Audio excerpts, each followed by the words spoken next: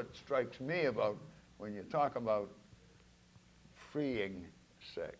You know, and the really good thing is if you have the good fortune of having a child, you see the fruits of the love that was Love, exchanged. yeah, right. And you really appreciate that. Yeah, The gift fruitful that, love. the gift that came, you know? Yep.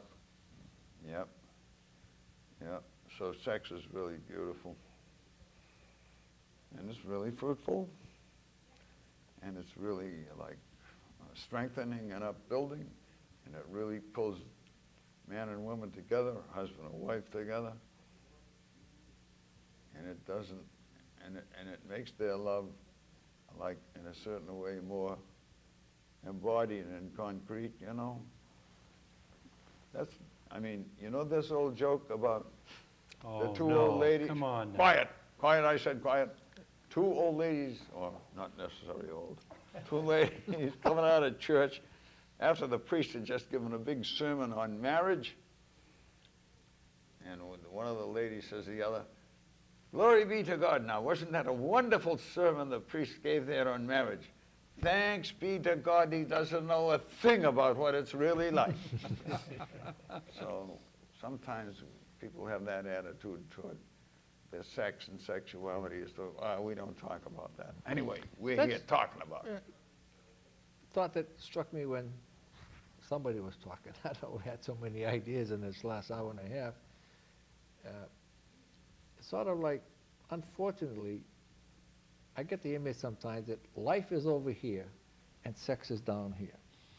You know, that it's maybe because, again, I'm speaking for my generation and what I learned or did not learn or did not talk about when I was young. Yeah. Here was life with all its schooling and exercise and promises and heartbreaks and family things. Sex was over here. Up back. Right? Yeah. Whereas what we've been talking about for the last 3 sessions is that it's right here. Up front. It's fulfilling. It's such an integral part of everything that how can we relegate it to that little area that's in that dark corner that you don't talk about in we your should bed? acknowledge it. You know, okay, that's all I wanted to say. It was an image that I... You want to free up sex? Maybe not personally. Take it out of the, take it out of the shadow. That's exactly. To make it Free it up, understood. bring it out to where it belongs in that rightful God-intended way, for lack of whatever. I guess I'm getting tired. You know, that's a huge thought. Absolutely. And, you know, if people simply understood our sexuality and what the intent was, and truly understood that the world would be a different place. That reminds me of an expression that I heard many, many years ago that was always so meaningful to me, and that what it was this: why is it that so often the things that we think about the most are the ones we speak about the least? Yeah. And sex falls into that perfectly. Absolutely. Right? Why don't we, you said, bring it out of the shadows or Yeah. wherever, you know? Yeah. Well, it's such a vital part, and yet it's... Well, that's, I forget what you call that stuff, but it has a lot to do with the body. That's, Really? yeah. That passage that got read a little while ago about prudery and inhibition Prudent and... in the so-called Victorian age and so forth, all that. You didn't talk about going to the bathroom. Oh, we don't talk about that. Oh, I mean, even your body, you cover yourself all up with clothes. Nowadays they don't. Yeah, So anything having to do with the body and bodily functions was regarded as Sinful. Well, sinful... Or ventured Immodest. Immodest, unacceptable... somehow or other. Shameful. We don't talk about it because shameful is the word. There's something that's shameful. We're not ashamed of our body. That only came in after sin, you know what I mean? Yeah. Adam and Eve, the whole story. They all of a sudden, God says, who told you you're naked? They didn't know that before because they didn't care. It didn't hurt. And no sweat, no problem. Right. Now, ever since that, plenty of problems. Right. So we need wisdom and light and help to handle, I shouldn't say handle, to live our own sexual lives in a way that's beautiful and helpful and dignified and happy. Years ago, Joni Mitchell, I think it was, had a song that, we have to get back to the garden. And it's just one of those things that, how do we get there? Yeah. Reminds me of my wife was telling me that her mother was telling her that when she was first married, she didn't want her husband to see her naked. Right. Which was so, well, now they were born in 1890s or something. This Yeah. whole thing about even between a husband and wife to be seen nude. Right. How awful to Right. think that way. Yeah. Right. But I think, in a way, we all felt that way to some Absolutely. extent. To some extent, we did, and the point, I think, of the Pope and the people that wrote about what he did is that in a way denigrates God's gift. We're Right. not appreciating the beautiful gifts that he gave us, And one thing that strikes me from time to time, sort of a parallel thought, is that one of the points here is that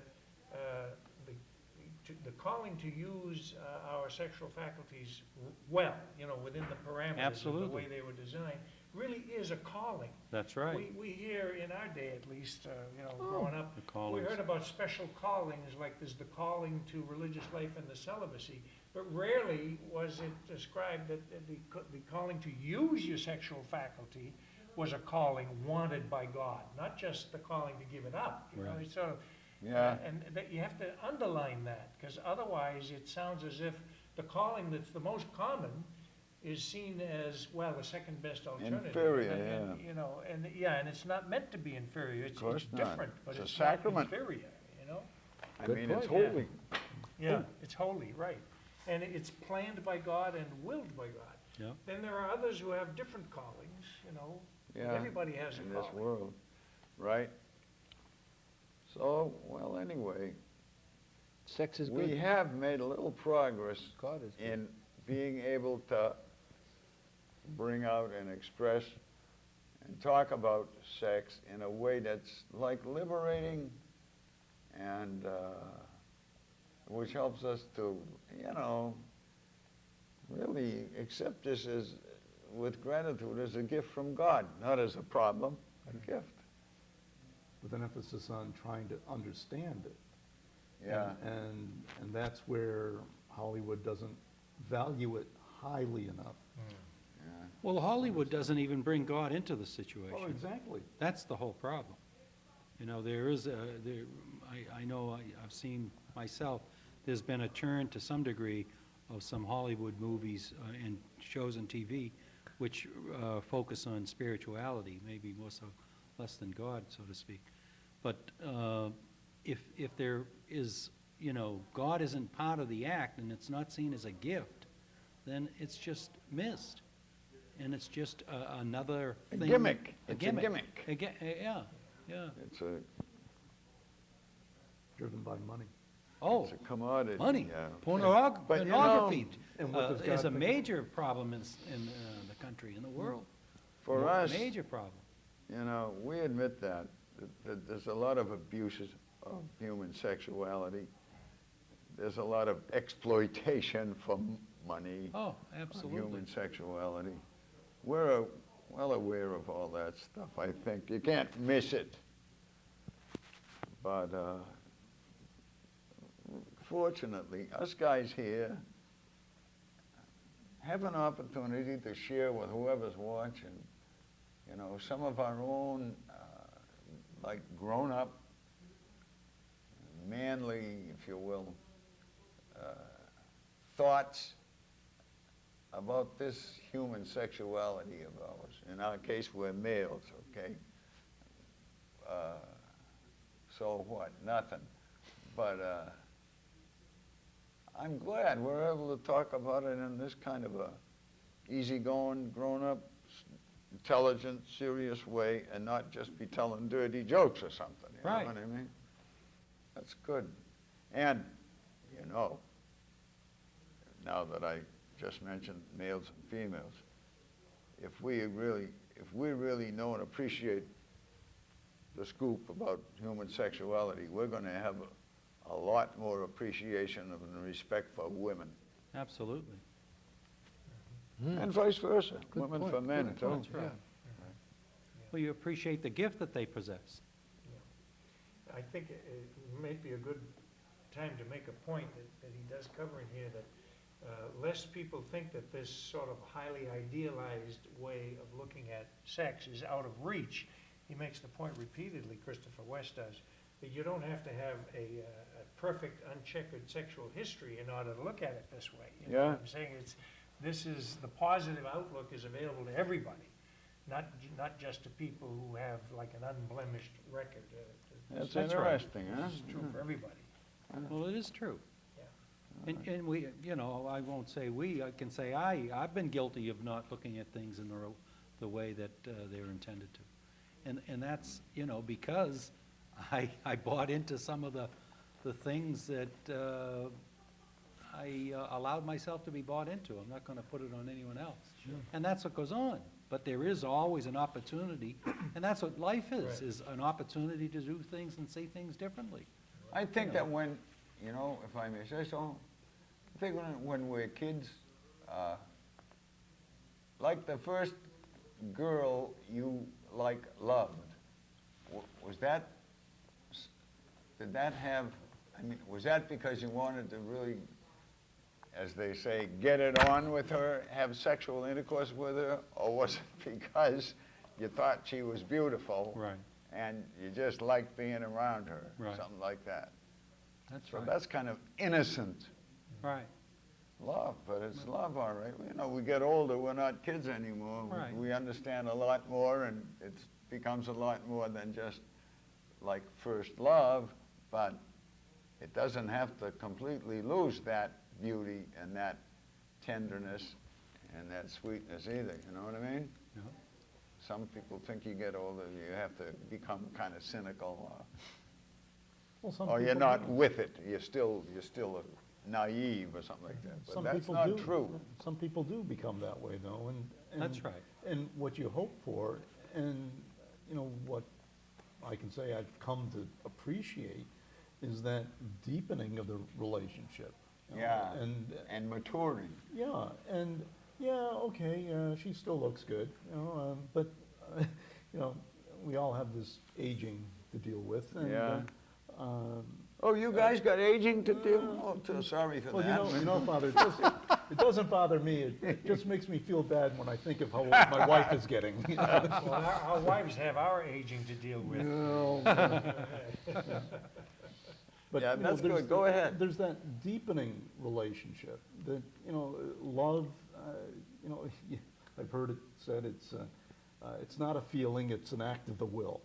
Well, you know, this faithfulness that we're talking about through the sexuality and everything, it's only for our benefit. You know, you get joy out of it. Yeah, And I think, you know, I'm sure some people stay together just for the kids. Just for the, we'll get through it just for the kids. Well, you know, I wonder, there may be even some validity to that, you know, and, In the sense of commitment type of thing? sure. in the sense of the bonding, the kids hold you together. Yeah, the bonding, Well, sure. yeah. Sure. And it's Yeah. good, but it's got to be good for everyone. It's Yeah. certainly good for the kids. I mean, I assume in most situations, obviously, there's some that aren't gonna be so Each good, case but has its own Well, that's right. merits. You yeah. can't, right, generalize that much. So freeing up sex. But this is freeing it, this is liberating. I find it liberating to just be here talking about it.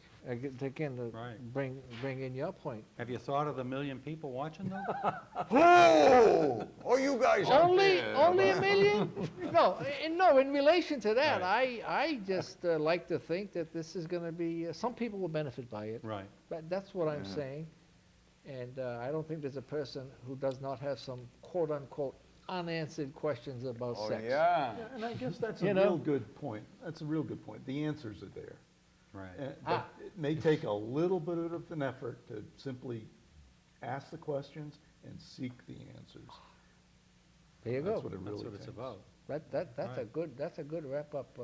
And that's what